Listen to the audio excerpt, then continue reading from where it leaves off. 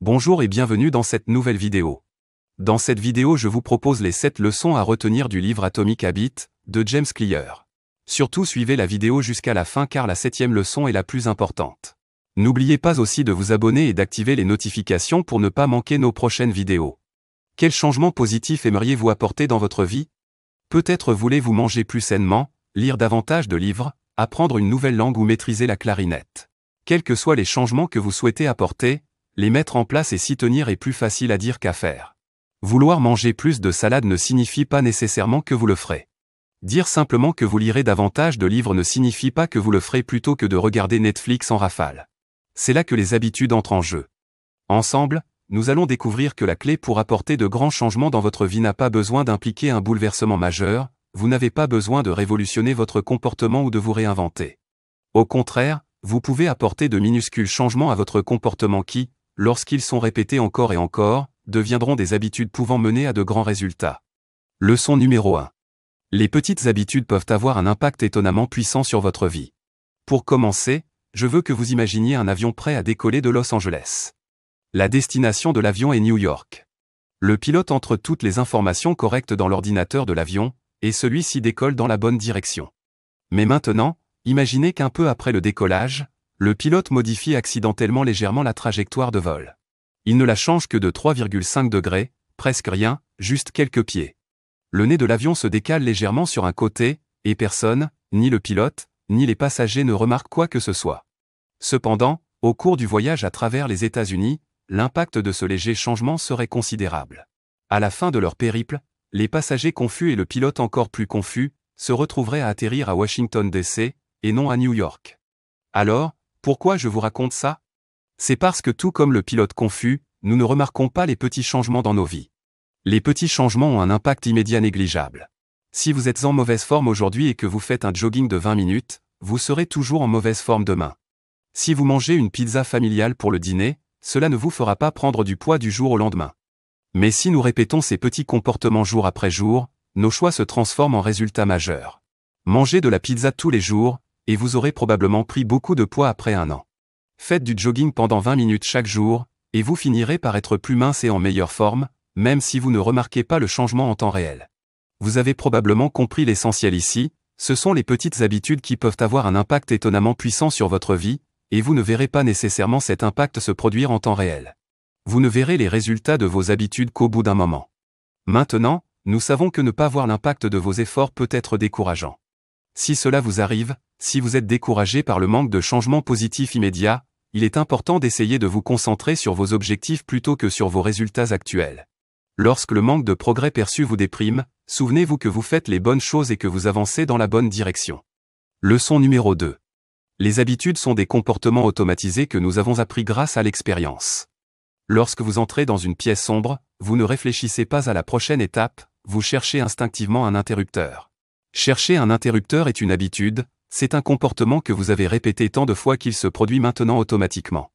Des habitudes comme celle-ci dominent nos vies, du brossage de nos dents à la conduite de notre voiture. Elles sont immensément puissantes. Mais comment sont-elles formées? Au XIXe siècle, un psychologue du nom d'Edward Thorndike a tenté de répondre à cette question. Il a d'abord placé des chats dans une boîte noire. Ensuite, il a chronométré combien de temps il leur fallait pour s'échapper. Au début, chaque chat se comportait exactement comme on pouvait s'y attendre lorsqu'il était placé à l'intérieur d'une boîte.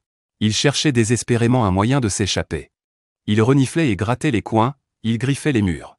Finalement, le chat trouvait un levier qui, lorsqu'il était enfoncé, ouvrait une porte et lui permettait de s'échapper. Thorndike a ensuite repris les chats qui s'étaient échappés avec succès et a répété l'expérience, il les a remis dans la boîte. Et qu'a-t-il découvert?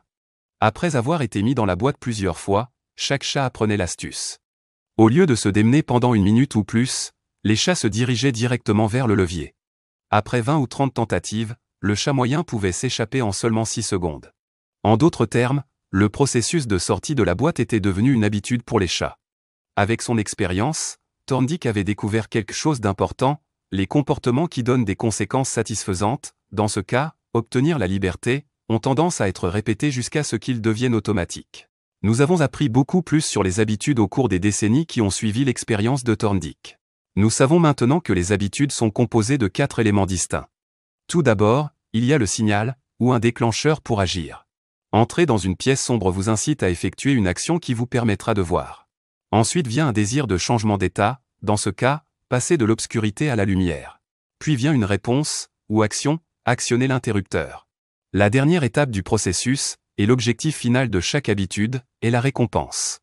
Dans ce cas, c'est le sentiment de soulagement léger et de confort qui vient du fait de pouvoir voir votre environnement. Chaque habitude suit le même processus. Vous buvez du café tous les matins.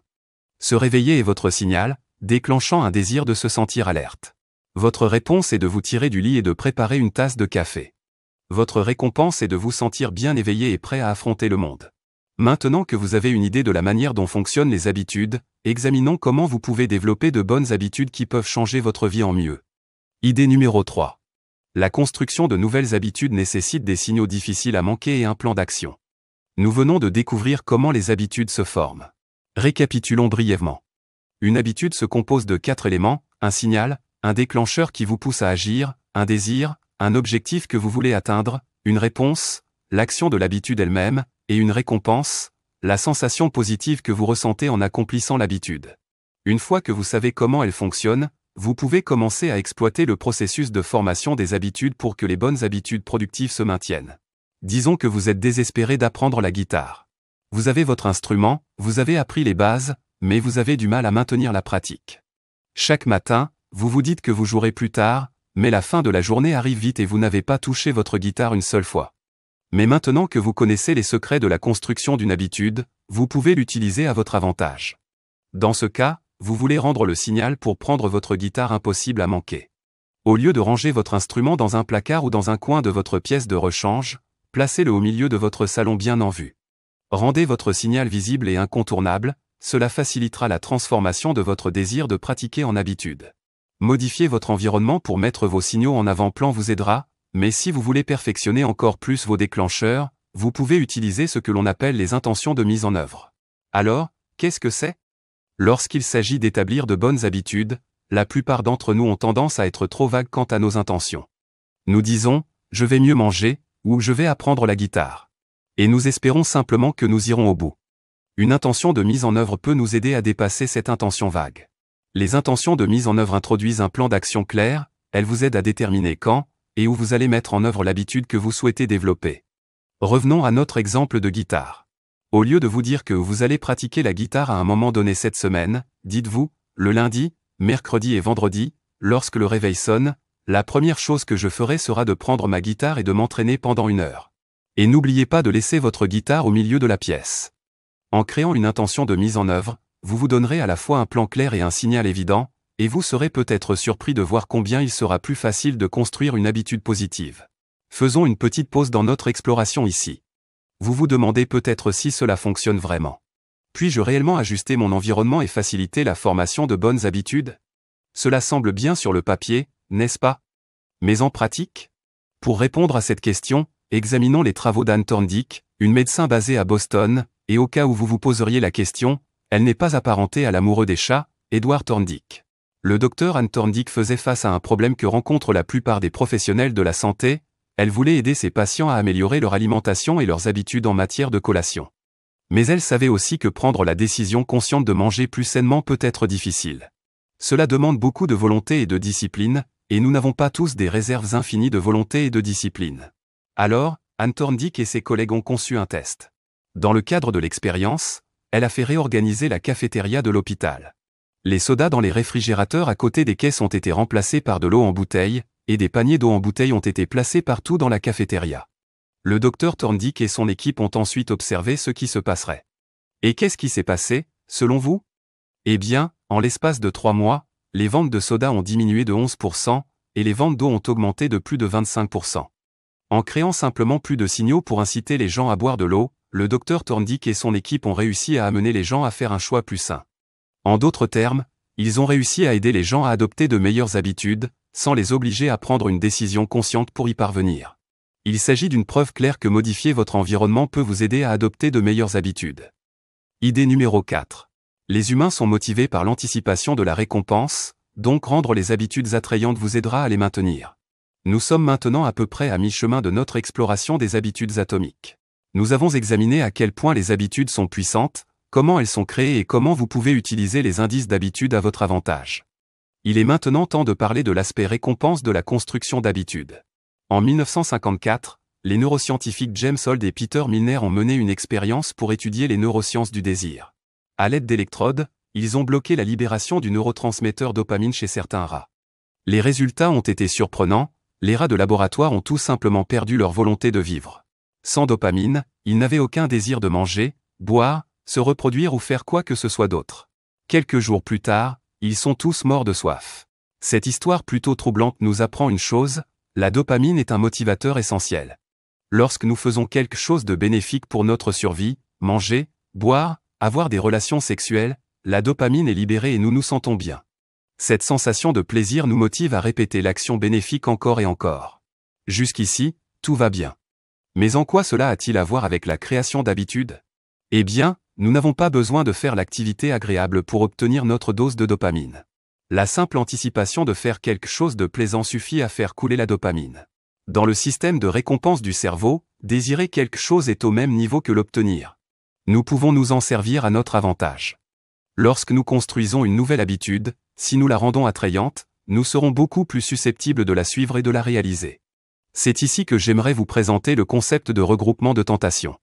Le regroupement de tentation consiste à prendre un comportement que vous considérez comme important mais peu attrayant, et à le lier à un comportement qui vous attire. C'est ainsi que vous pouvez utiliser la dopamine à votre avantage lors de la création d'une nouvelle habitude. Prenons l'histoire de Ronan Byrne, un étudiant en ingénierie d'Irlande. Ronan savait qu'il devrait faire plus de sport, mais il ne trouvait pas cela très amusant. Cependant, il aimait regarder Netflix. Alors Ronan a créé un vélo de sport. Il a connecté le vélo à son ordinateur portable, et écrit un code qui ne permettait à Netflix de fonctionner que s'il pédalait à une certaine vitesse. En liant l'exercice à un comportement auquel il était naturellement attiré, il a transformé une activité désagréable en une activité agréable. Vous n'avez pas besoin de concevoir un dispositif aussi complexe pour appliquer cela à votre propre vie. Il existe des moyens plus simples de le faire.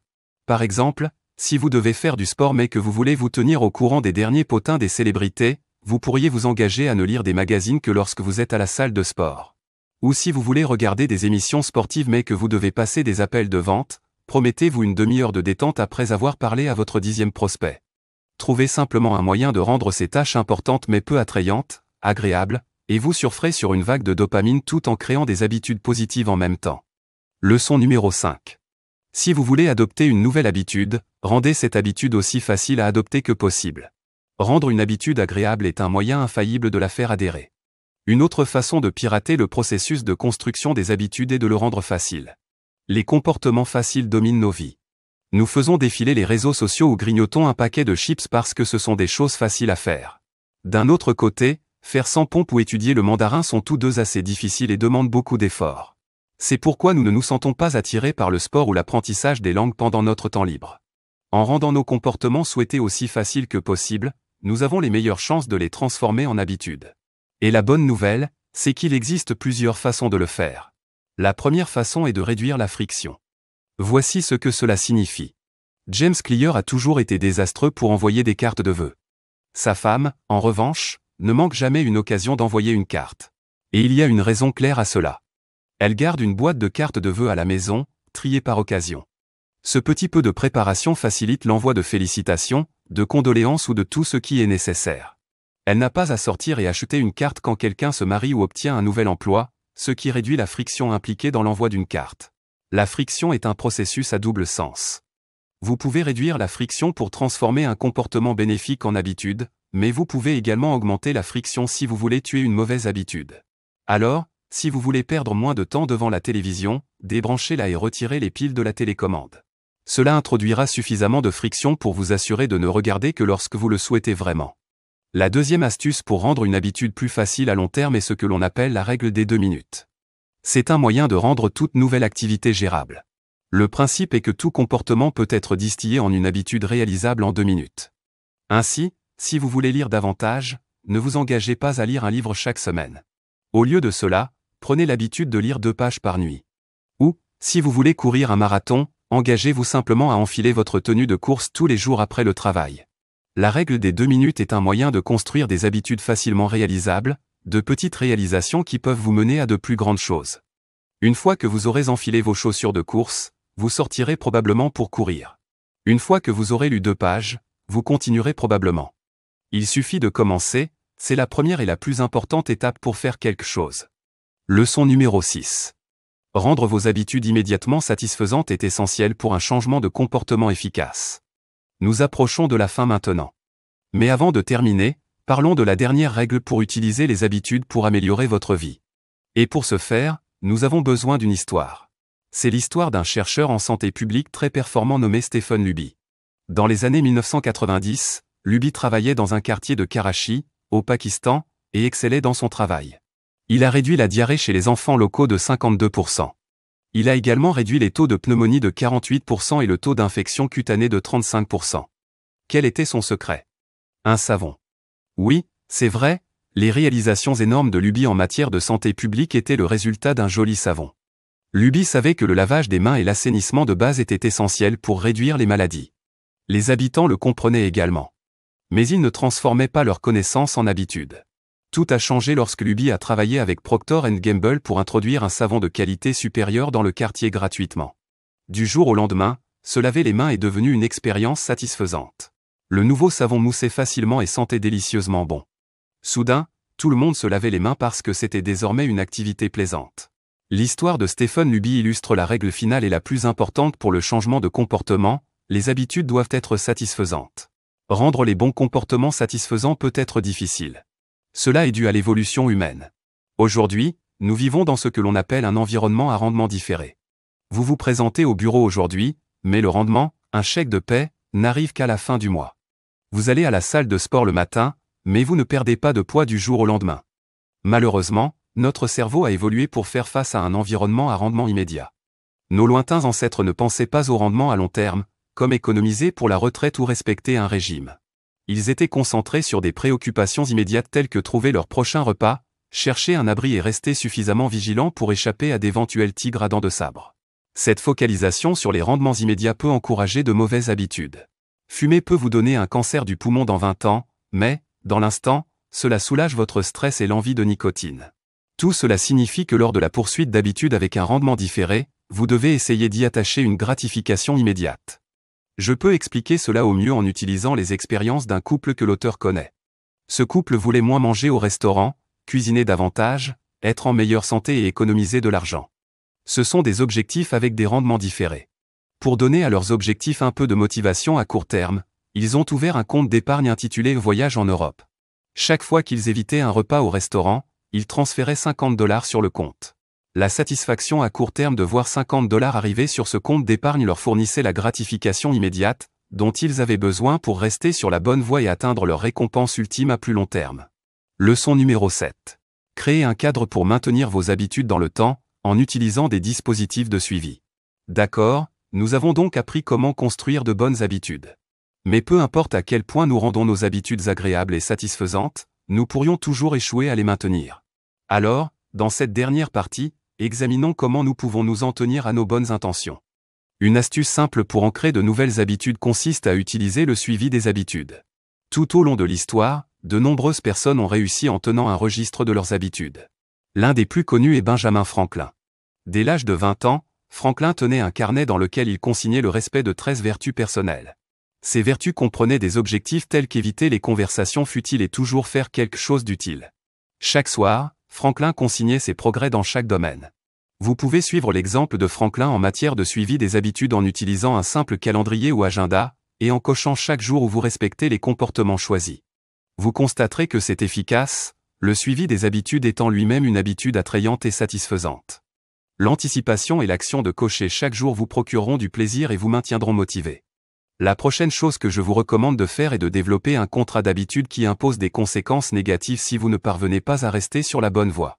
Brian Harris est un entrepreneur de Nashville, et il a pris son contrat d'habitude très au sérieux. Dans un contrat signé par lui, sa femme et son entraîneur personnel, il s'est engagé à réduire son poids à 200 kg. Il a identifié des habitudes spécifiques qui l'aideraient à y parvenir. Celles-ci comprenaient le suivi de son apport alimentaire chaque jour et la pesée de lui-même chaque semaine. Il a ensuite mis en place des pénalités s'il ne faisait pas ces choses. S'il ne parvenait pas à suivre son apport alimentaire, il devrait payer $100 à son entraîneur, s'il ne se pesait pas, il devrait $500 à sa femme. La stratégie a fonctionné, motivé non seulement par sa peur de perdre de l'argent, mais aussi par sa peur de perdre la face devant deux personnes qui comptaient pour lui. Les humains sont, après tout, des animaux sociaux. Nous nous soucions de l'opinion de ceux qui nous entourent, simplement savoir que quelqu'un vous observe peut être un puissant moteur de réussite. Alors, pourquoi ne pas vous fixer un contrat d'habitude? Même s'il n'est pas aussi détaillé que celui de Brian Harris, envisagez de prendre un engagement envers votre partenaire, votre meilleur ami ou l'un de vos collègues. Si vous convenez d'un ensemble de conséquences en cas de non-respect, vous serez beaucoup plus susceptible de vous en tenir à vos habitudes. Et comme nous l'avons vu, s'en tenir à une habitude positive, si petite soit-elle, est un moyen infaillible d'accomplir de grandes choses dans la vie. Pour finir, un petit changement dans votre comportement ne transformera pas votre vie du jour au lendemain.